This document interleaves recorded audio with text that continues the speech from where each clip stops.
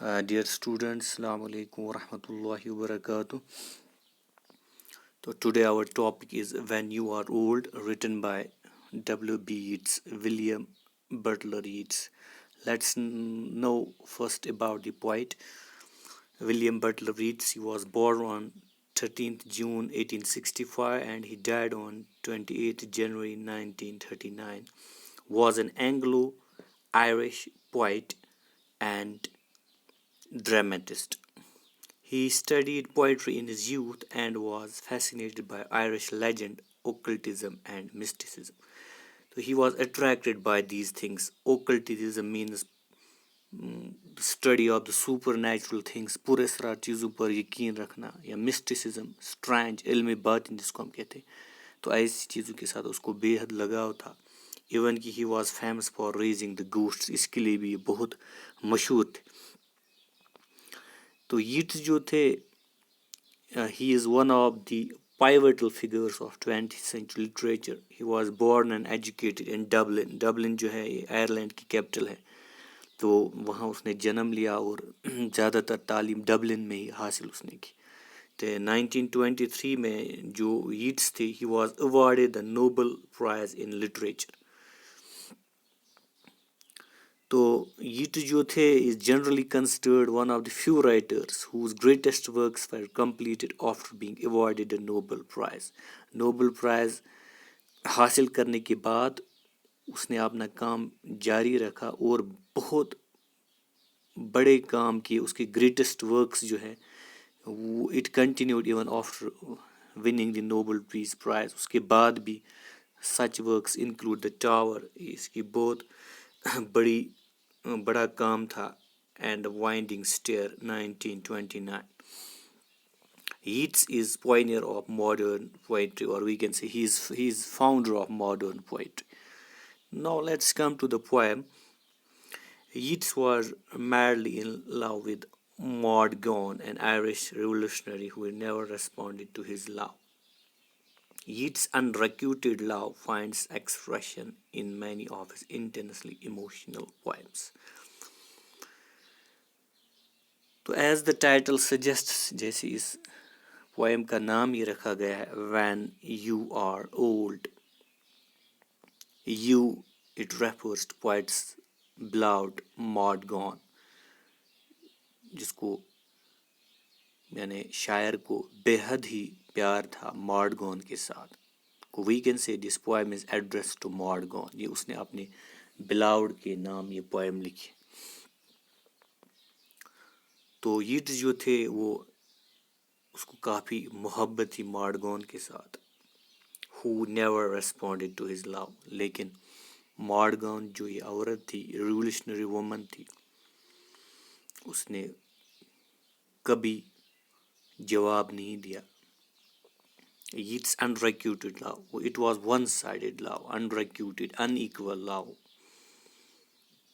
finds expressed in many of his intensely emotional poems. This poem is very emotional कि Yeats बहुत चाहता था इस Maud Gonne को अपनी जवानी में, बेहद लगाव था इसके साथ, but it was an unrequited or one-sided, unequal love.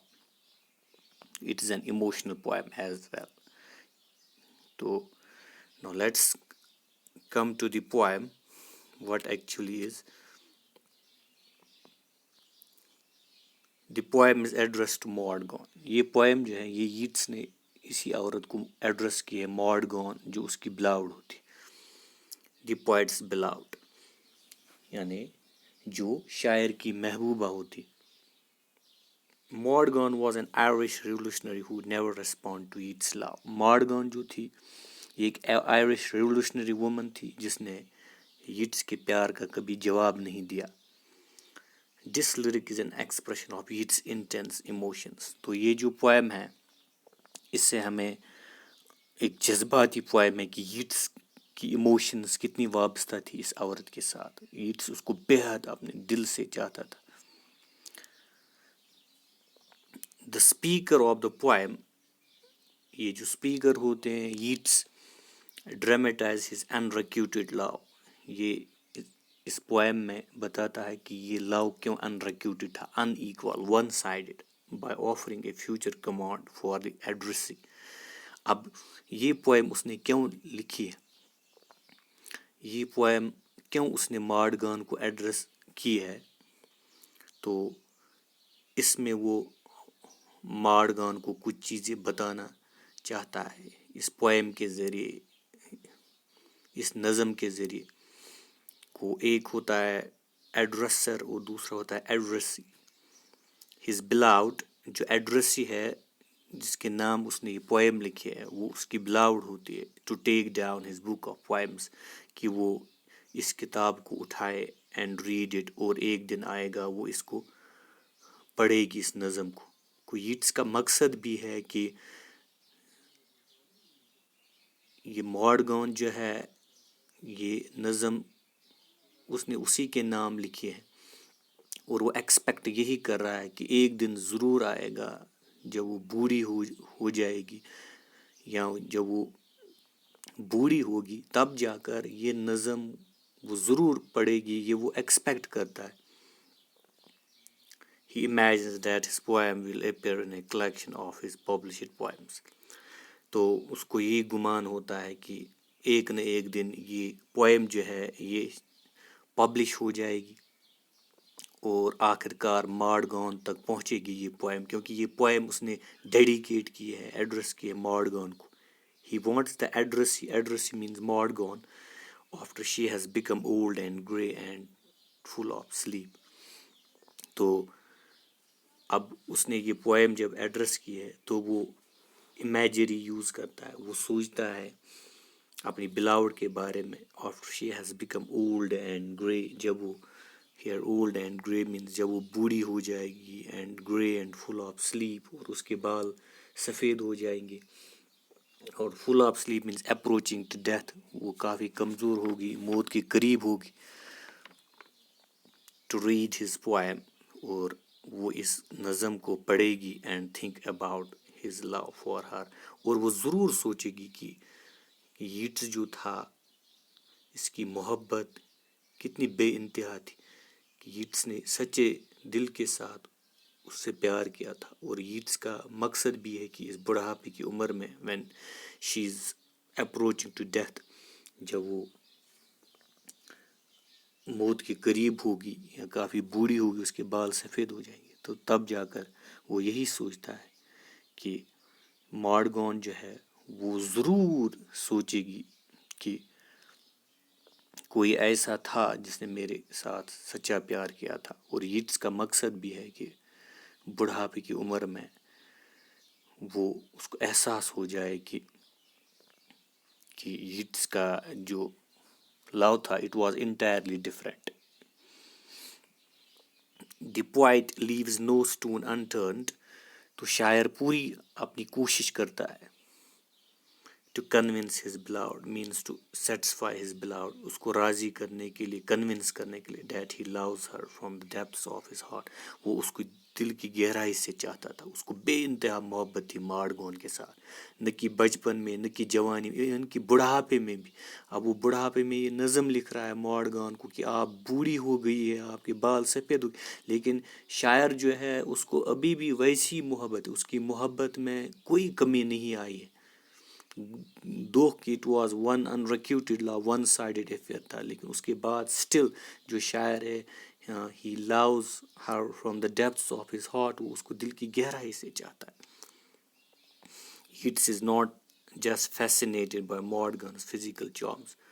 Yeats is not just fascinated means attracted by Mordgan's physical charms. No doubt کہ Yeats جو ہے وہ زیادہ اٹریکٹ نہیں ہوا تھا مارڈگان کی physical charms. She was beautiful, اس کی خوبصورت شکل جو تھی، تو اینڈ ایکسٹرنل بیوٹی، یعنی فزیکل چارمز تھے، گڈ لکس.